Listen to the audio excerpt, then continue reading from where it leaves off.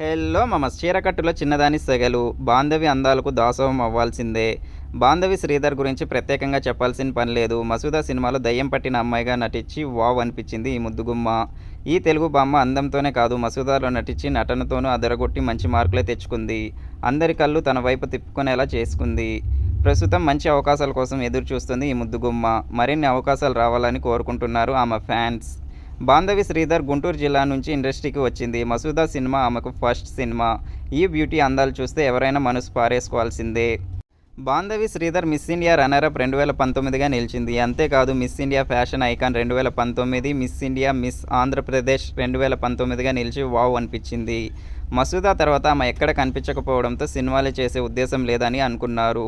అవకాశాల కోసం గట్టిగానే ట్రై చేస్తుంది అని తెలుస్తుంది. కలువ కళ్ళతో చక్కని ఛాయతో అమాయకత్వం కలగలిసినట్టుగా కనిపించే ఈ ముద్దుగుమ్మ చూస్తే కుర్రకారు కునుకు వేయడం కష్టమే.